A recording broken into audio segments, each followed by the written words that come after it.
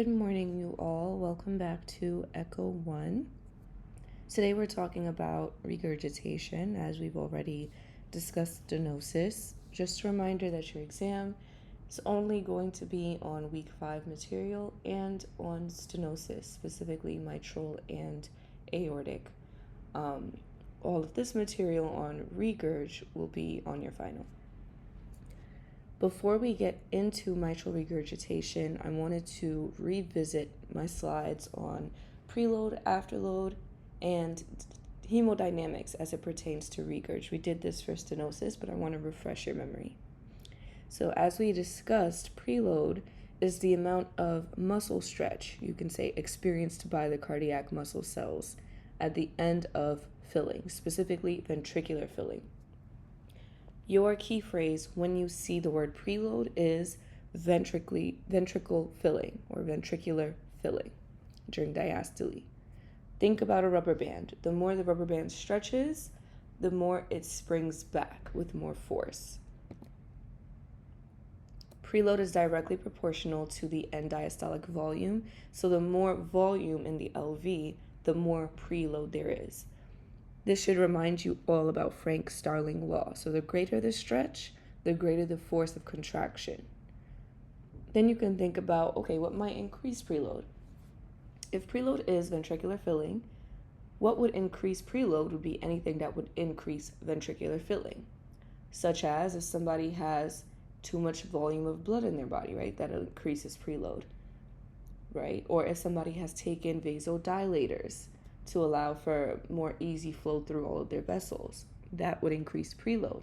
In addition to that, though, something like regurgitation could increase preload, right? We see here one of the reasons is valve defects, one of the factors.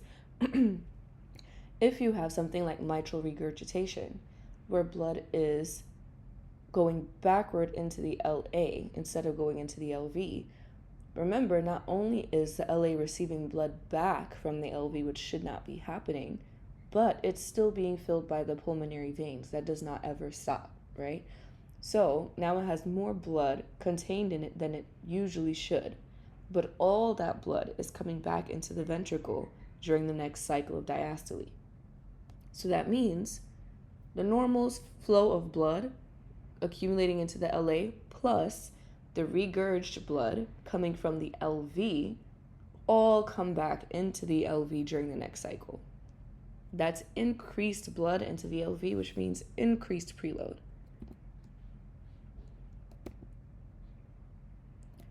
So we talked about afterload. I won't get into that too much. This is another reminder of what preload and afterload are.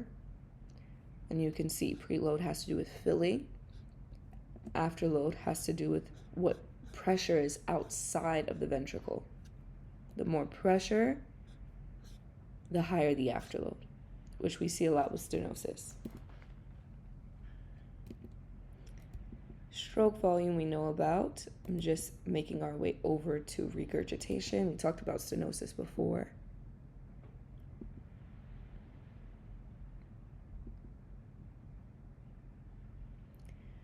Okay, so I hope you guys remember this slide. This is a really good cartoon-like image of what regurgitation really is.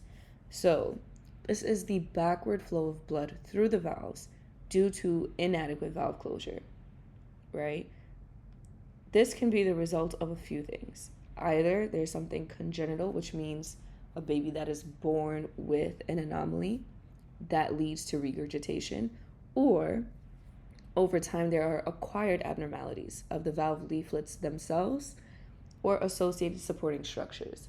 And what associated supporting structures means is whatever is holding the valve in place. So that's your papillary muscles, your chordae tendineae.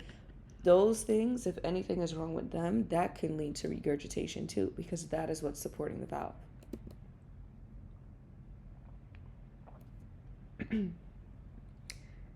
So in some cases, the reason why regurgitation is significant is due to the severity of it, right? The second bullet point. So similarly to stenosis, we want to know how severe is the regurgitation. That's what's important to us here. How bad is it? Do we need to get in there and, interventionally fix it? Other significance can be just the presence of regurgitation itself, regardless of severity. Remember, I did tell you guys a little bit of regurgitation is usually normal in people, trace regurgitation. Most of you have it, right? You guys have seen it in lab. But in some cases, which you'll get into in Echo 2 a bit more, just seeing regurgitation is a red flag for more things. For instance, in the aortic valve. If you see aortic regurgitation, that often is one of our signs that there could be something more traumatic happening, such as a dissection, which is very dangerous. So that is what that bullet point is talking about there. For the sake of what we're talking about in regards to mitral regurgitation, we're really focused on the severity. Patient presentation. So some symptoms you'll see can include chest pain, pressure, shortness of breath, fatigue, edema in the lower extremities, palpitations, and syncope, which is fainting. So what are the hemodynamics here? Hemodynamics, remember, hemo's blood, dynamics is movement. So we're just looking at the blood movement, how it acts, what it causes. I'm going to skim over these, right? You have your regurgitant orifice area, which is just this little, the smallest point here of this jet. Then you have a high velocity regurgitant jet, which is all of this. This is your backwards jet. So this is an LV here. This is just a zoomed in view.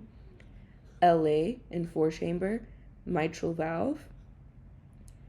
This little smaller section here, not the dome, but the smallest point of this jet going through the valve is your ROA, right? And then all of this is a regurgitant jet. Based on how that regurgitant jet looks, we can often eyeball and sometimes see how severe it might be, but we also need our Dopplers in order to really see that. Proximal flow convergence region, where we use PISA, which is called proximal isovelocity surface area. That's this little circle at the top of the valve, this dome area. So what we do is measure that domed area before the valve. Why is there a domed area? So think about, I'll give you 2 examples. One being, think about water in the tub, right? Water at a drain. Let's say you've taken a bubble bath or something and you're draining all the water out at the end. Originally, yes, all that water is just flowing. You're not seeing anything interesting, but towards the end, when there's just a little water, you're gonna notice all of it collect right where the drain is because it's all like waiting to go down the drain together. In the same vein, think about going to the club, right? Let's say you needed people to come into the doors of the club single file because it's a small door, right? If you only have 5 people trying to get into the club, it will be a single file line. It'll be pretty easy to get everybody in. But think about if you have 50 people, if everyone's trying to rush and crush into that door, you're gonna have still that single file line because that's the only amount of people that can get in one by one. But you're also gonna see people collect around that door, waiting to get in, pushing to get in. That's essentially what this is. So think about it like this. The less people trying to get into the club, right, the less regurgitation, the smaller this dome of blood will be. The more people trying to get into that club, right, 50 people trying to get in, there's going to be a lot more collected around the valve trying to get through. Oops, sorry. So what we do is we measure the radius of that dome. We measure the crowd of people. The bigger that radius or the bigger that crowd, the more severe the regurgitation is, right? Then you're going to see flow disturbance in the chamber receiving regurgitant flow. That's this. You're seeing a flow disturbance in this area, right? This should not be there.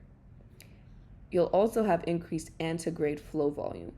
So there's antegrade flow and retrograde flow. Antegrade just means going in the correct direction. So flow from the pulmonary veins to the LA, to the mitral valve, to the left ventricle, to the aorta. That's normal, right? That's what we expect. That would be called antegrade flow going forward. Retrograde is what we don't want, right? Retrograde is backward flow. So that is another word for regurgitation, right? Backward flow, regurgitation is retrograde. Why does this say increase antegrade flow volume? Remember, I mentioned earlier, the left atrium is always filling due to the pulmonary veins, right? The pulmonary veins don't have any valves on them, so they're constantly filling the LA. At the same time, now blood from the LV is coming backward into the LA during systole when those valves should be closed and when there should be no flow there. So now you have blood coming in from both sides of the LA, increasing the volume in the LA more than what it should be. And now all of that blood, the next cycle during diastole again, is going to spill into the LV. That's increased flow coming into the LV every cycle because of this increased amount of blood in the LA. That's where you get your increased antegrade flow volume, because flow is coming in from the LA to the LV, which is normal, but it's increased because there's so much more of the blood now. And progressive dilation and eventual dysfunction of volume overloaded chambers. So think about, backup, right? We always say, okay, if something happens to this valve, then where does blood go, right? So if there's mitral regurgitation, where is blood going to pool up? The LA, because the blood is going backward from the LV into the LA. Over time, that's going to cause the LA to dilate and get large. That's a result of being volume overloaded, right? Progressive dilation. Going further, that will then back up into the pulmonary veins, which can lead to dilated pulmonary veins. Now you have blood back up into the lungs. Over time, that then backs up into the right side of the heart, because pulmonary veins and arteries, right, are all connected. That's how your blood vessels work. You have your arteries, your arterioles, your capillaries, and they all connect at the capillary beds to go back to the veins, right? So from the veins, they go throughout the lungs, you get blood collection there, and then your pulmonary artery is filled up with blood, which then is connected to your RV and your RA. So over a long, long period of time, you'll then see dilated right side of the heart. So can you see how, depending on what signs you're seeing on echo, you can tell how long something like a regurgitation of the mitral valve has been going on? The longer it's been going on, the more dilation of more chambers you'll see. But your first sign is definitely large LA. So what do we do on echo to evaluate this? We need to look at the valve itself. We need to see, are all 3 leaflets even there? Right? Is it 2 leaflets, 1 leaflet? Yes, that's possible. That's congenital. Then we need to see, does it look like it's not opening? Does it look calcified? All of those things we can see visually based on echogenicity, based on just appearance to our eyes and what we know is normal. And that can clue us in that there's regurgitation, right?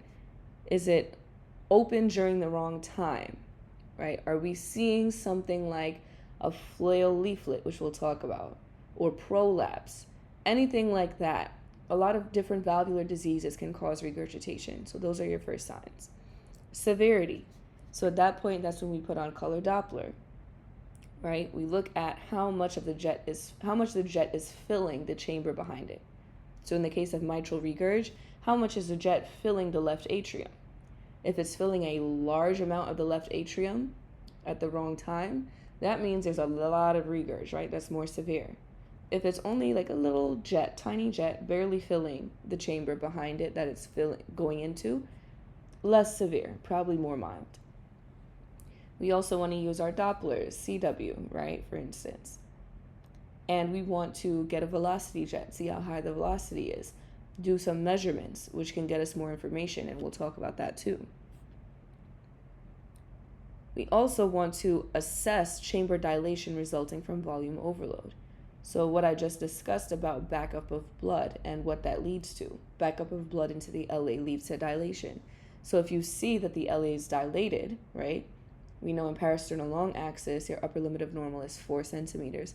If that LA is 6 and 7 centimeters, That's a big sign that maybe there's regurgitation. Why is it so large? Maybe there's more blood coming into it than is necessary. We want to assess ventricular function. So think about Frank-Starling law for a second. We'll talk about this when I open up the other slides. Remember, the more the LV fills, right, that kind of means the more the rubber band is stretched, the more force with which it will contract. So we talked about pulmonary veins are always filling the LA, and now you have blood coming backward into the LA too. So that's way more blood, way more antegrade flow when those valves open back up. Now all of that blood in the LA, the normal blood that comes in plus the excess flow from the regurgitation that shouldn't come into the LA, all now goes through the mitral valve into the LV. What does that mean? So now the LV is getting stretched more than it would have before because there's increased flow coming into it. And what does that mean due to Frank-Starling? More contraction. So not only will you see a large LA, you'll see what's called an hyperdynamic LV. So it'll be squeezing harder, right? You might get a higher EF. Assessment of pulmonary hypertension, if there's any. You don't need to know about pulmonary hypertension just yet, but just know the backup of blood into those pulmonary veins and into the lungs that I was talking about, that leads to pulmonary hypertension, and there's ways we can measure for that as well. Okay, just making sure there's nothing else on these slides I wanted to discuss.